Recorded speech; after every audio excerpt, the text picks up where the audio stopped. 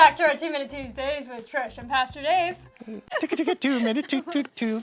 All right, on to our series of No Nonsense Spirituality. That's her @name. Yeah, deconstructing questions. Yes. Questions, open questions for the church. Why can't you answer these? Yeah. Yes. Or you should. Yeah. Yeah, check out our previous videos if you haven't been checking on On this process. Yeah. Okay. Here we go. Okay. If God already has a plan, what does prayer do? What does it change? If God already has a plan, what does prayer do? What does it change?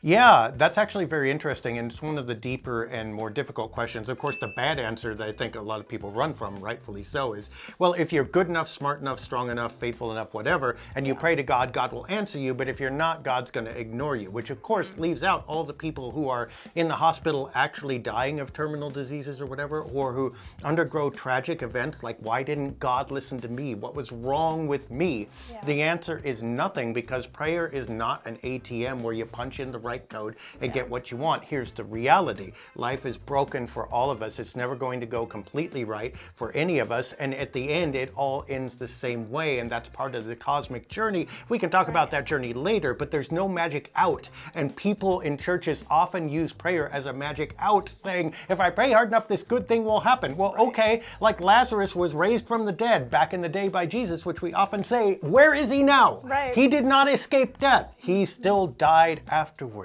So here, what is prayer? It is valuable to talk about something, to be open about it, to process it, to have a dialogue about it, even if you don't fix it, right? Like if you come to me and you say, Dave, I have this terrible problem and blah, blah, blah. Here's what happened on Saturday night with this dude who stepped on my toes when dancing or whatever, right? And I say to you, oh, I'm going to fix this for you. I'm a jerk, right? Yeah, what are you going to do? Punch him? Yeah, I mean, if you need me to, fine, but that's not really going to solve it, right? Yeah. No, what do you want? You need the chance to be in a relationship where someone cares about you, listens to you fairly non-judgmentally, and allows you to process this. Well, who better than God? And by the way, we can confess to God things that we would never tell another human being.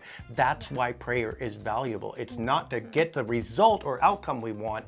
It's to be able to speak what we need to and know that we are heard, loved, and cared about. So even if that outcome doesn't change, the dialogue is still valuable. Absolutely. All right. Follow her Instagram if you want more of that at No Nonsense Spirituality. So hard to say. And if you have more questions, we have an email. Also hard to say, pastor@sov-id.org. And our socials at SOV Boise. All right. We will see you next week for this continued series.